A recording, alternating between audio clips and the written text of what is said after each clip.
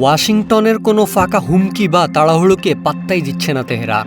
আমেরিকার president Donald Trump Iran যুদ্ধ থেকে বেরিয়ে আসার জন্য ছটফট করছেন। সেখানে ইরান চরম অহংকারে স্পষ্ট জানিয়ে দিল, এখনই চুক্তি চূড়ান্ত ভাবার কোনো কারণ নেই, নিয়ন্ত্রণ আমাদের হাতে। যুদ্ধ শুরু হতেই বিশ্বের মানচিত্রের সবচেয়ে সংবেদনশীল রুট হুরমুজ প্রণালী নিজেদের বজ্রমুষ্টিতে নিয়ে নেয় ইরান। এই এক মাস্টারস্ট্রোকে পশ্চিমাদের ভিত নাড়িয়ে দেয় তেহরান।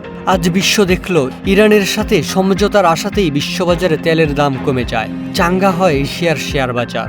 তাহলে কি বিশ্ব অর্থনীতি এখন ওয়াশিংটনের ডলারে নয়, বরং ইরানের ইশারায় ওঠানামা করছে? ইরানের এই ইস্পাত কঠিন ও ধীরস্থির কূটনীতির সামনে আমেরিকা এখন কতটা দিশেহারা তা তাদের কথাতেই স্পষ্ট। পররাষ্ট্রমন্ত্রী মার্কো রুবিও তো সোমবার চুক্তি হবে বলে এক প্রকার ঘোষণায় দিয়ে বসলেন, কিন্তু ইরানের অনড় মনোভাব দেখে সুর নরম করতে বাধ্য হন। এদিকে ডোনাল্ড ট্রাম্প নিজের মুখ রক্ষার্থে বলছেন, চুক্তিতে কোনো তাড়াহুড়ো নেই।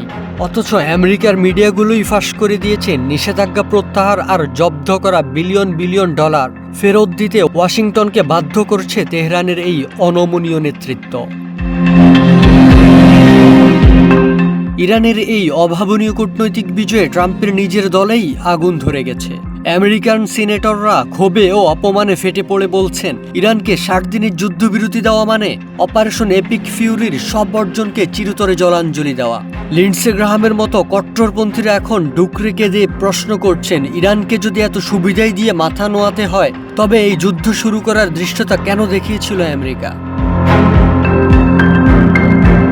ওয়াশিংটন বুঝতে পেরেছে ইরানকে সামরিক শক্তিতে দমানো অসম্ভব, তাই তারা সমঝোতার টেবিল খুঁজছে।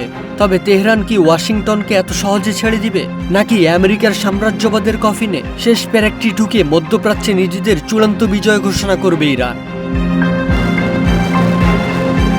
মেহরাব অভি, ওয়ান ডিজিটাল ডেস্ক।